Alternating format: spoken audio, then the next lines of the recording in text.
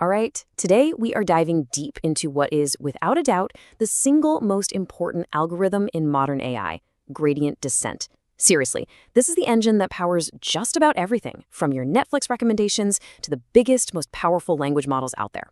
So let's pop the hood and see exactly how this thing works. To get this, I want you to imagine something. Picture yourself standing on a mountainside, but you're blindfolded. Your mission, should you choose to accept it, is to find the lowest point in the valley. So what do? Well, you'd probably feel the ground with your feet, right? You'd sense which direction slopes down the most, and then you take a step. And then you do it again, and again, and again. That simple, intuitive process, guess what? That is the very heart of gradient descent. Now, this isn't just some cute thought experiment.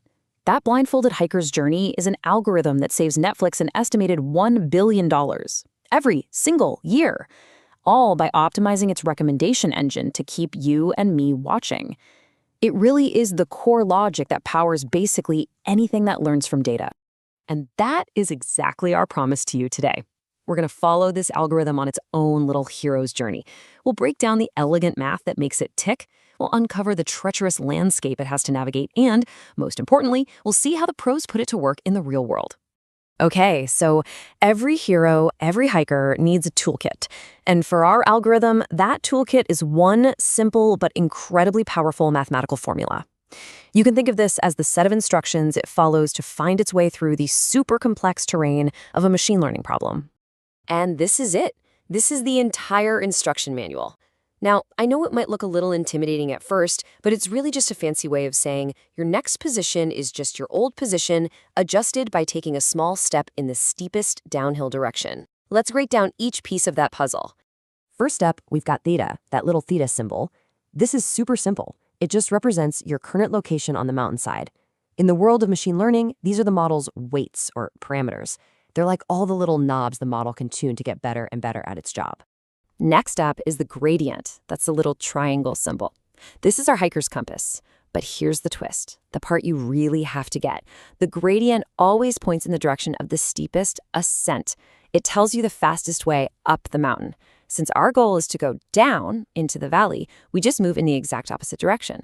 And that right there is why we have that minus sign in our core formula. Simple as that. And finally, we have alpha, or alpha. This is the learning rate. It controls the size of each step our hiker takes. And, picking the right step size is this crucial balancing act. If you take a tiny, tiny step, you'll definitely get to the bottom, eventually. But it could take forever. On the other hand, if you take a huge leap, you risk completely overshooting the lowest point and ending up way on the other side of the valley. It's a real Goldilocks problem. So now our hiker has their tools, right? They know their position, they have their compass, and they know how big of a step to take. Now they need a strategy. And it turns out there isn't just one way to get down the mountain.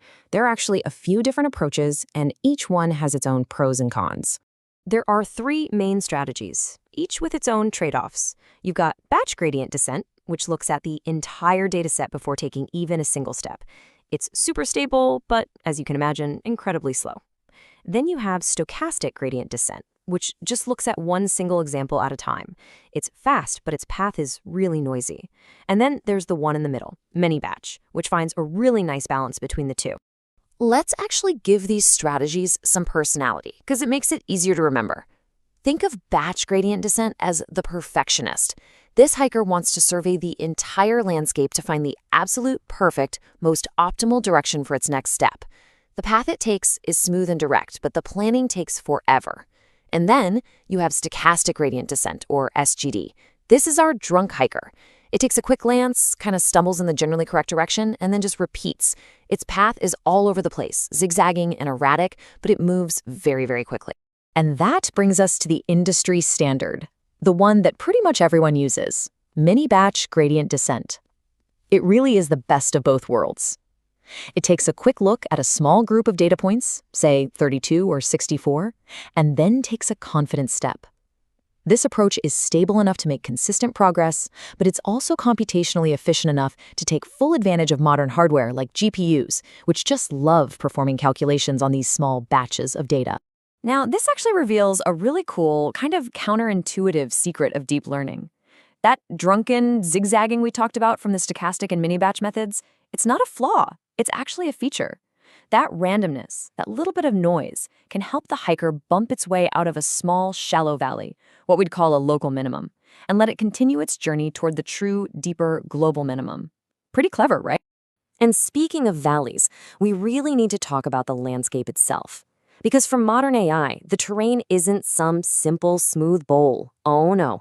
The real enemy of optimization is far more complex and way more insidious. So on the left, that's the myth. That's the simple, convex bowl shape we all tend to imagine. It's got one clear minimum at the bottom, and our hiker's job is pretty easy. But on the right, that's the reality for deep neural networks. A chaotic, high-dimensional landscape filled with countless cliffs, plateaus, and all sorts of strange structures. This is the terrain our algorithm actually has to navigate. For years and years, the big fear was getting stuck in a bad local minimum. A valley that isn't the absolute lowest point. But it turns out, in the bizarre high-dimensional spaces of deep learning, the real challenge is something called a saddle point. Imagine a horse's saddle. It curves down along the horse's back, but curves up across its sides. Right at the center, the ground is perfectly flat. The gradient is 0. And our poor hiker just stops moving, completely trapped, thinking it's reached the bottom when it's nowhere close. Okay, so knowing the theory and the dangers is one thing, but how do we actually put this powerful tool to work? Let's pivot from the theory to the practical and see how you can implement this with just a few lines of Python using the amazing Scikit-learn library. First things first, we import the tools we need from our toolbox. We'll grab SGDRegressor, which is Scikit-learn's ready-to-go version of stochastic gradient descent. And we'll also grab StandardScaler and MakePipeline, which, as you'll see in a second, are absolutely crucial for preparing our data for the journey ahead. Now, that StandardScaler we just imported, it is absolutely critical. You can't skip this step. Without it, if you have features on wildly different scales, like, say, house size and number of bedrooms, you create a really steep, stretched-out, elliptical valley, and our gradient descent algorithm will just bounce back and forth between the steep walls, making almost no progress toward the bottom. Scaling our data basically transforms that ugly valley back into a nice circular bowl, allowing for a smooth and super fast descent.